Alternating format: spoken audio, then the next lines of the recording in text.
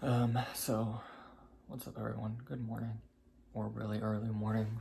Or late if you're in California. It's 2:34 here in Texas. And I had the same dream that I typically have when I'm about to have like a bad surgery. Or something that's really like kind of weighing on me. So I woke up and I'm exhausted. But it caused me to go on Twitter and Instagram, and you scroll, see if you're gonna fall back asleep. And I was just watching all of these videos of protests, and just one after the other, after the other, after the other. And I think kind of why I woke up is I only do what I can. And that's because I don't want to fail. So I do what I can to help, or don't really voice much about what's going on, because I feel that I would be too ignorant to certain things or not have all the details, which ignorance is not a bad word. It's not educated in something and should help you ask questions, learn. It's not a bad thing. But I was really just looking at things, and I think what the scary thing is subconsciously I am treating every day up into this election as the end of days. And it's mainly because it feels that way. People are being beat, murdered, looting, beaten, protest, even if something's peaceful. An Uber pizza guy was arrested for doing his job, or doing what he probably has to do, because right now everything's all jacked up. So it does feel that way. It feels like it's the end of everything, and it's scary. I've been spending as much time with my friends, family, my god kids, which we're not going to even get onto that because there's so little. And I remember when me and their mom we were that little in North Carolina growing up. We had the best childhood, and they are living in hell, but they're making the best of it. So it just brought all that to light, and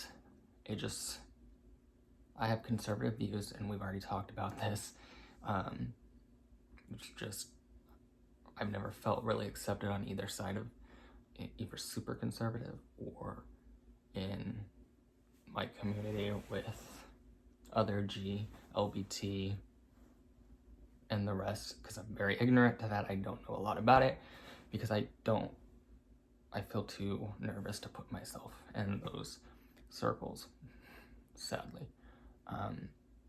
So yeah, I feel like this is not about conservative or what party, or like what bill is gonna pass. This is taking somebody that is so ill-equipped and is using this country as his own reality show, literally, has no rhyme or reason for what he does except selfishness. And everyone can see that. That's not if you're conservative, that's not if you're Democrat, that's not if you're liberal, that's not if you're a Republican.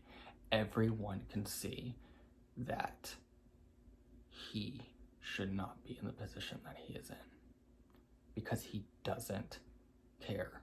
He doesn't do what's right.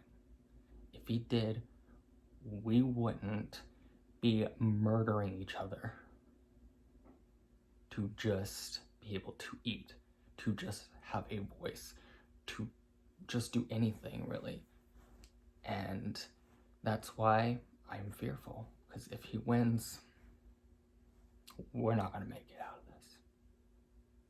No one will.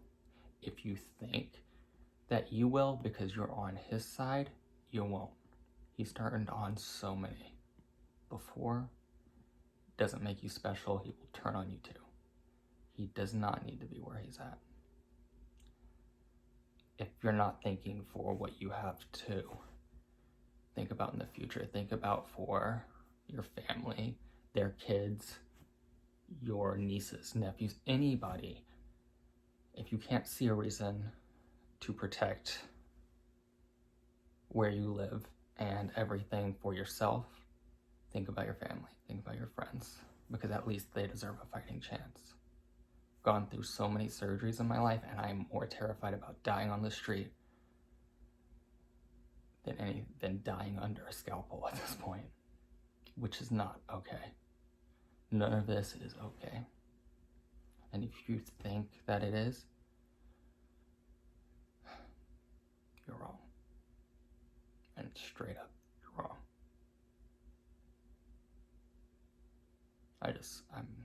I'm at a loss for words.